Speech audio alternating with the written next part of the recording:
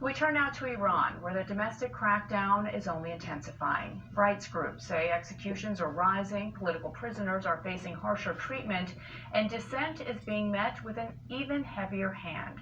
One of those prisoners is the acclaimed Iranian poet Mahsa Sabet, who has spent years behind bars because of her Baha'i faith. Her powerful new memoir, Open Wide the Doors, recounts the first months of her imprisonment. And joining me now is its editor and co-translator, Bahiyyih Nakhjavani. Bahiyyih, thank you so much for joining us today. It's a very powerful book, and I want to get to your participation here and how you became involved. But let's just talk about how it was written, because Mahvash wrote the book inside Mashhad and Evin prisons. Just take us into how you got a hold of this book. How was this transcript even able to leave the prison?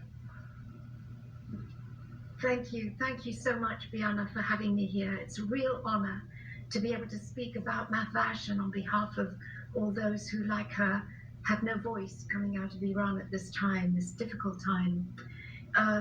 First of all, I'd like to just distinguish between the book that you're referring to, which is her memoir, and the actual bulk of the memoir, which came to some 750 pages by the time my co-translator Azita and I had managed to transcribe it and translate it into English. So there is a distinction between what we have published, which is just the very beginning of a 10-year story, and what she actually managed slowly, meticulously, with great pain and difficulty, to scribble on tiny bits of paper, on tissues. She would split tissue papers. You know, I did one to show you how extraordinary it is. Little scraps of newspaper that she was able to find, anything, margins of books, and slowly over the course of the years, get these little scraps of her memoirs smuggled out of the prison. Now, of course, they didn't reach us immediately. Mahvash was first arrested in 2008. And she wasn't actually able to start writing until 2012. And the last 7 years of her 10-year prison sentence was when she was doing these little scribbles plus her poetry and managing slowly to get them out. I did not see them until 2018, when Mahvash was released from prison in 2017. She came and visited us the year afterwards and asked me to write a book based on her memoirs. And that's when Azita and I began this incredible job. It was a mountain, Piana, of notes. It was really a huge task. And we had to think of what to do. How can you publish 750 pages? It's impossible. So we had to make a few decisions about where to focus. And that's how we looked at that very early part of the story, when she was first in Mashhad, all in solitary confinement, and then in Evin in solitary confinement. And it was just those first 10 months, 9-10 months of her 10-year sentence, which is the substance of this book. And you just described a Herculean effort there to get this first part of the book published, so that readers, everyone around the world, can get a sense not only of her bravery, but what she endured, and almost exclusively because of her Baha'i faith. And let's give a little bit more of a timeline in her life and put it up against the regimes, because they coincide in many ways. In 1979, she was fired as a school teacher because of her faith. In 2008, she was arrested as a Baha'i leader, 10 years in prison, as you noted. In 2022, rearrested at the age of 69, broken kneecaps, another decade after a 1-hour trial. Today, she is 73 years old, recovering from open heart surgery. She is essentially in medical furlough under a travel ban right now. What does her life tell us, and her commitment to her faith, about the strength that she carries with her? And from what we've seen thus far and what's been published, there is nothing that stands out other than compassion. Yes, that really is one of the hallmarks Biana, of this book. It's a prison memoir, and usually prison memoirs are about the individual who is suffering. Mahvash absolutely reverses all the cliches. I mean, for a start, she just flips all the misery and turns it into a magnanimity towards others.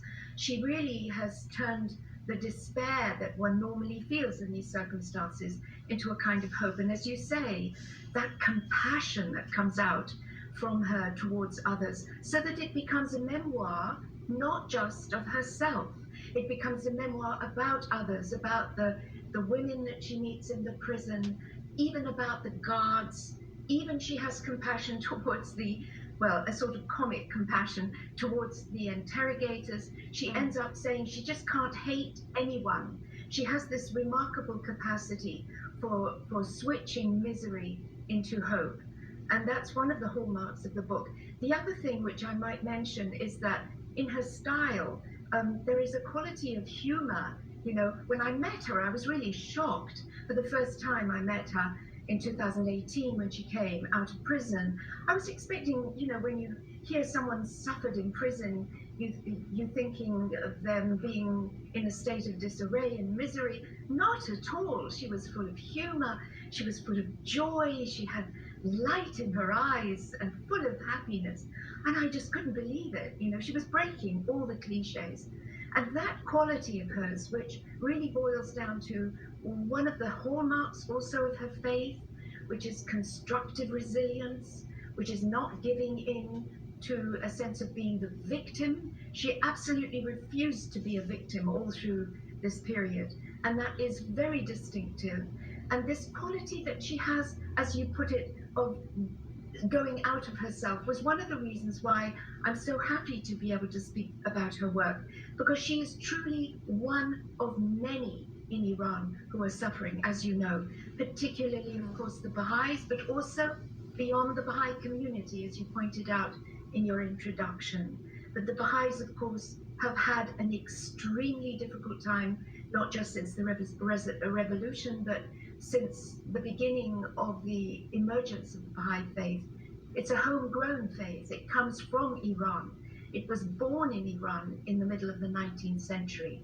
So for 178 years, the Baha'is have been persecuted as heretics, accused of apostasy. Now it's thinly veiled in the guise of espionage, in, you know, being agents of foreign governments, all kinds of egregious lies. But deep down, it's a profound religious animosity towards the Baha'is because of their fundamental beliefs in the oneness of God, the oneness of religion, and the oneness of humankind. And these ideals seem to be a great problem for the current regime. Of course, that's what sustained Mahvash herself. Yes. Especially women who uphold those ideals. UN experts found more than 3/4 of the Baha'is summoned to court or prison were women like Mahvash. I'm wondering if you can read us a passage from this book that you translated. Surely. It's in a place where she has come to the point where she's looking into herself, and she asks herself, you know, what has happened to her in this condition of solitary confinement. And she realizes that the spiritual power to overcome the fears and defeats that surround us, all these marvels I unearthed in the silence of the solitary cell.